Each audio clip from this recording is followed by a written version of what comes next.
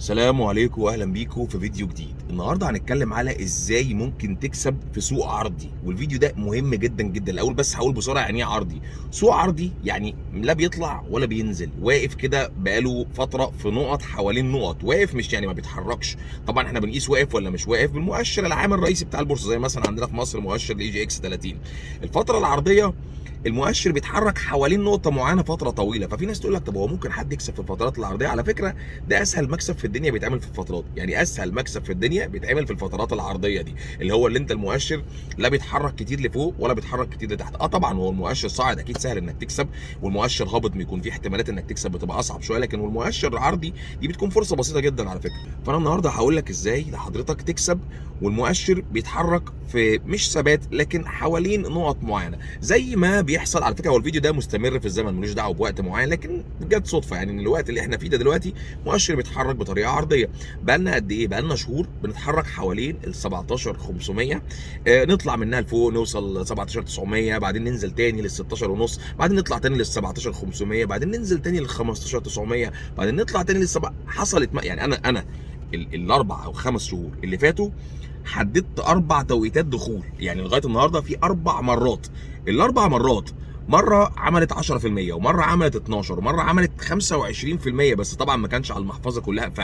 فاربع اوقات دخول في كام شهر، واربع اوقات دخول كانوا شبه مضمونين. يعني انتوا عارفين ان انا بمشي على مدرسه الريسك فيها قليل. طب بناء على ايه؟ بناء على بمنتهى البساطه، لما المؤشر بيكون بيتحرك بشكل عرضي في الغالب بيوصل لنقطه تعتبر عاليه بالمقارنه بتاريخه، بالمقارنه بالاحداث، بالمقارنه بالاخبار، بالمقارنه باي حاجه بتحصل. بيوصل للنقطه دي في الغالب ما بيعديش منها، بيرجع تاني ينزل لنقطه ابعد منها شويه. هل بينزل لنقطه ثابته؟ لا طبعا، ولكن طول ما هو عند النقطه العاليه مخاطره المؤشر مرتفعه نسبيا، وطول ما هو عند النقطه الواطيه، ما بقولش ان مفيش مخاطره، ولكن المخاطره اقل نسبيا. علشان كده انا لما كان المؤشر بينزل في الاربع شهور دول، لما كنت بشتري او بقول لحد يشتري بقول له يشتري بجزء من المحفظه. عمري ما قلت تخش بكل طول ما المؤشر في نقطه عاليه، انا بتكلم عامه مش بتكلم عن النهارده، طول ما المؤشر في نقطه عاليه دخول بالمحفظه كلها هو خطا شنيع، خطا كبير جدا. لاني الاربع مرات اللي دخلنا فيهم كسبنا كويس الحمد لله، لكن الناس اللي بتعمل اكبر غلطه في البورصه اللي هو يبص على اللي حصل ويفترض طب ما انا ليه بقى ما عملتش كده في كل المرات. هو مش عارف ان اللي حصل ده كان ممكن يحصل احتمالات تانية. يعني يا جماعه دي لعبه probabilities. على فكره الراجل اللي دارس استاتيكا، اللي خد ماده استاتيكا في هندسه وفاهمها كويس، يفهم الموضوع بتاع البورصه ده كويس قوي. زي ما كان في احتمال ان انت تطلع، كان في احتمال ان انت تنزل برضه، والاحتمال ده موجود في كل فرصه. انت في كل مره عارف اما تيجي ترمي، عارفين الناس اللي بتلعب لعبه اللي هي الدارتس، اللي هي الاسهم الصغيره، بس مش اسهم البورصه، السهم اللي بيحدفوه ده اللي هو المدبب ده، وبيحدفوا على البتاع المدوره دي اللي بينشن عليها وفيها ارقام، لو جابها في النص يكسب. لو عارفين اللعبه دي، مع كل حدفه في احتمال انك تيجي في النص، انك تجيب اعلى نقطه، او انك تيجي بعيد تخسر ما تجيبش ولا نقطه. مع كل حدفه الاحتمالات بتبدا من الاول. يعني في ناس فاهمه ان طالما حصلت حاجه مره خلاص ده كل مره كده. لا لا لا، انت الاحتمال بتاع حضرتك بيتغير مع يعني بيبدا من جديد مع كل مره بتحدف، او بقى في البورصه بتاعتنا او في اي بورصه في الدنيا، مع كل مره انت داخل تشتري وتبيع الاحتمالات تتحط من الاول، مش عشان السهم طلع الشهرين اللي فاتوا فاحتمال المره دي ان هو هيطلع. لا لا لا، مفيش الكلام ده. احتمالك بيبدا من الزيرو برضه. احتمال الطلوع بيبقى نسبه معينه، واحتمال الانخفاض بيبقى بنسبه معينه. فلما بيكون المؤشر عند رقم عالي احتمال الانخفاض بيفضل عالي جدا جدا جدا، وبالتالي انا بالنسبه لي دي نقطه خروج.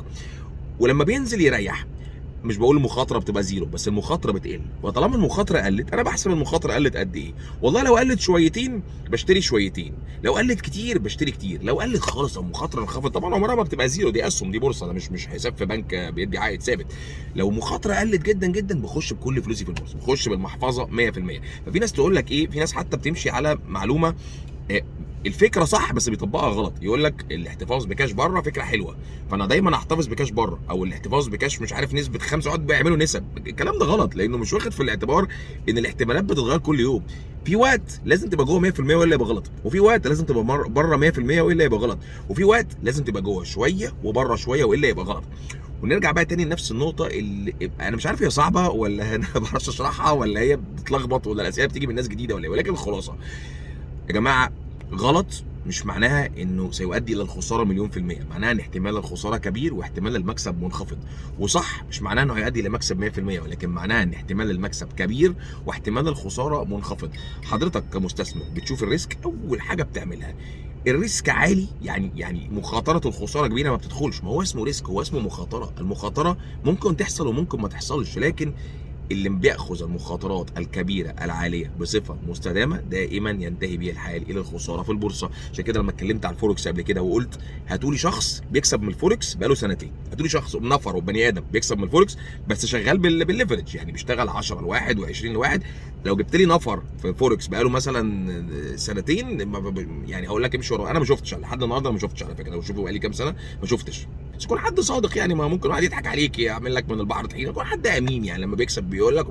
او ممكن واحد يخش الفوركس على فكره يضاعف فلوسه مرتين، يعني ممكن واحد يخش ب 1000 دولار ويحولها ب 5000 دولار كمان، شوف بقى، وممكن ال 1000 دولار تبقى صفر. فهو سيستم الفوركس مبني على طريقه بتخسر يعني. ده مش موضوعنا، ولكن موضوعنا طالما المخاطره عاليه زي مثلا في موضوع الليفرج العالي. لو انت شغال فوركس من غير ليفرج دي قصه ثانيه خالص، اللي هو اللي تبقى سالف كتير قوي.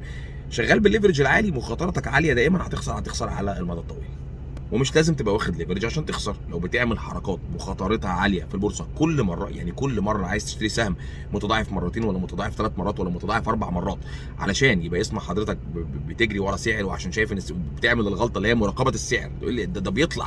يا جماعه، اسوأ شيء ممكن تعمله في حياتك في البورصه انك تبص على السعر عملي الفتره اللي فاتت وتحدد السعر رايح فين المره الجايه، لان ده ملوش اي علاقه باللي هيحصل بكره. يعني ممكن بكره يطلع خبر ما حدش فينا سمع عنه، ممكن بكره تحصل حرب عالميه، ممكن بكره يحصل حاجه لا تتخيلها ليس لها اي علاقه بسعر امبارح. فسعر امبارح لا يعكس باي نوع من انواع الطرق سعر بكره. الخلاصه في الفترات العرضيه بتطلع لما المؤشر يوصل عند نقطه معينه وبتخليك بره تماما.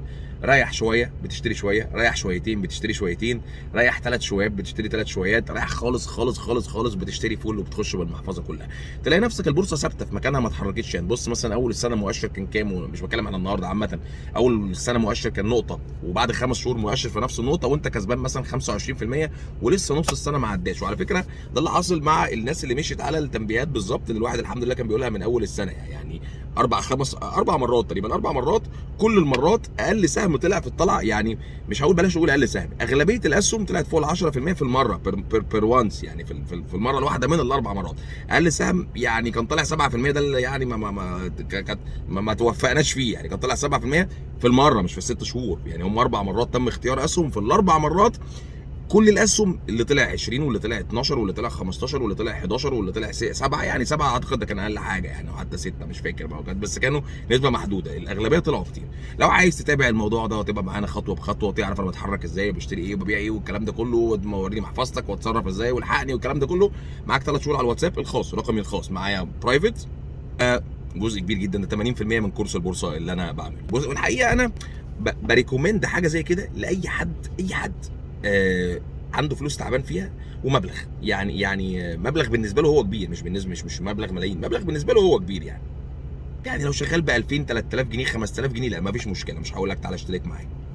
لكن شغال بمبلغ حرام، يعني هي الغلطه الواحده بتطير جزء كبير من المحفظه يعني. وللاسف انا برضو انا بتعجب. يعني انا راجل دارس علم نفس كتير، مش دارس متخرج من قاري يعني في علم النفس، وبتعجب من تكرار الاخطاء من نفس الناس. يعني ان شخص جديد يعمل غلطه ما عملهاش قبل كده عادي، لكن نفس الغلطه المتكرره اقعد اشوف نفس الشخص بيعمل نفس الغلطه بيخسر بنفس الطريقه، شيء بالنسبه لي عجيب. يعني رغم ان انا عندي تفسيرات نفسيه ان هو مع الطمع والجشع، وانا فاهم العوامل النفسيه كويس جدا، بس برضو مش عارف يعني ازاي برضو بيحصل كده، مش مصدق. فخلي بالكم يا جماعه، ضبط النفس والله من يعني اهم حاجه. والواحد لو عمل فيديو على ضبط النفس، لو سميت لك فيديو ضبط النفس هتلاقي ما حدش يتفرج عليه، ما حدش هيهتم بالعنوان اصلا، انا عارف الطبيعه البشريه، لكن والله ده اهم حاجه في الموضوع. عشان كده بقوله وسط الكلام كده، او حتى لو اتكلمت عليه هدي الفيديو عنوان مختلف عشان الناس تتفرج برضه. فخلي بالكم يا جماعه، موضوع ضبط النفس ده والله اهم حاجه في البورصه، اهم شيء في البورصه. بس طبعا ضبط النفس لوحده مش هيودي لحاجه، لكن هو هيودي لكتير. مع الفهم مع ضبط النفس هتكسب مليون في المية، كل سنه هتطلع كسبان كويس جدا من البورصه. ضبط نفس من غير فهم اكيد مش تكسب حاجه طبعا يعني. فهم من غير ضبط نفس هتتبهدل برضه، هتتبهدل للاسف يعني. هو فهم مع ضبط نفس هما الاثنين. بس ناقصك حته الفهم، ابعت رقم 4 على الواتساب ولا على الشاشه احل لك المشكله دي. بس شكرا يا جماعه، واللي مش مشترك في القناه اشترك. مع السلامه.